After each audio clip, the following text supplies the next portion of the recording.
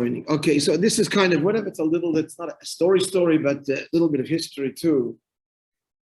So every chassid knows that they are nigunim that are associated with the Rabbi. The Rebbe was the one to do this. He would, particularly Rosh Hashanah and many Rosh Hashanah, the Rebbe would ask at the end of the Farbrengen. It was one of the highlights of the year in many ways, was to sing nigunim of all the Rabbi one after the other. It was an awesome time. Awesome. So the nigunim that the Rebbe himself composed nigunim. It's a Machzeh that composed nigunim, but the other Rabbi did not personally compose nigunim. There were nigunim that they were very precious to them and they were beloved to them, and therefore they became associated with them by the Rebbe's choice to sing these particular nigunim. So the song of the Frierdiker Rebbe, it's called the Beinani. So we were talking about the city of Nikolaev where the Rebbe was born, which has been heavily bombed.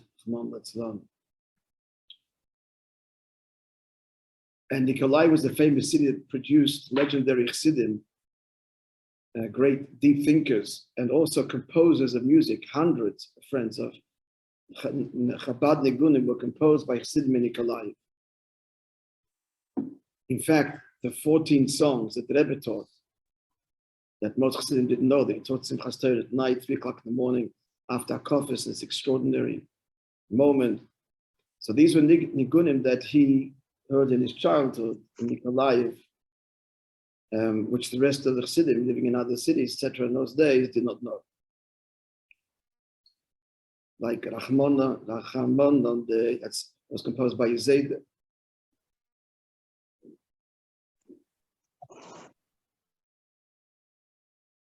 At any rate, so the Nigin, we're just telling you the history, this is interesting here. So there are two brothers in Nikolaev, we told you about them, they have descendants today, Shluchim.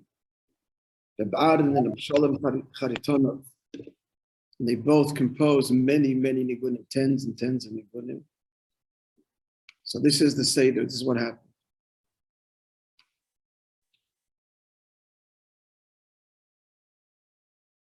So Rabbi,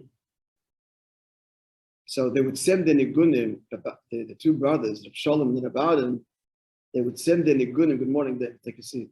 They would send the nigunim to the Frierdiker Rebbe, but before they did that, they would go to the Chassid in Nikolaev, which I told you stories about the last few days.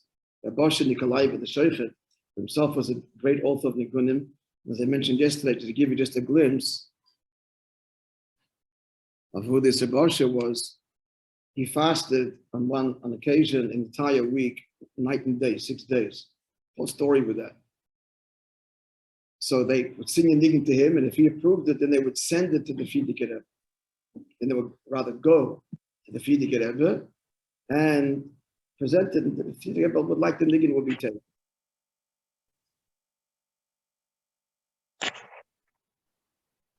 So one of Rabbi Aharon's nigunim is the Beinani. He composed the second one. The second one he called the Tzaddik. The Beinani is the one who's constantly struggling. The tzaddik is transformed his Yetzer Hara, or at least it's entirely dormant. He himself, Rabbi Aharon, the composer, liked, sit on this chair, I can see you better. The light is blocking you. He himself, Rabbi Aharon, he liked the nigun of the tzaddik better. But he didn't have a chance to send it. And what he sent, I guess of someone, was the Beinani. And the second one, he wasn't able to have it sent, someone bring it to the Frierdiker Rebbe. So how was it? How did it work? So they would sing the nigunim, and if the Frierdiker Rebbe said to sing it again, then good. And if not, that nigun was not heard again. So when he sang this song, Rabbi Aharon Charitonov, the Frierdiker Rebbe said, sing it again and again and again. And he said that this, from this nigun, you can see the struggle of the Beinani of all of us and the triumph, the divine assistance. It's all there in this nigun, which is known to all of us. Okay, more about this, but let's continue that tomorrow. All right.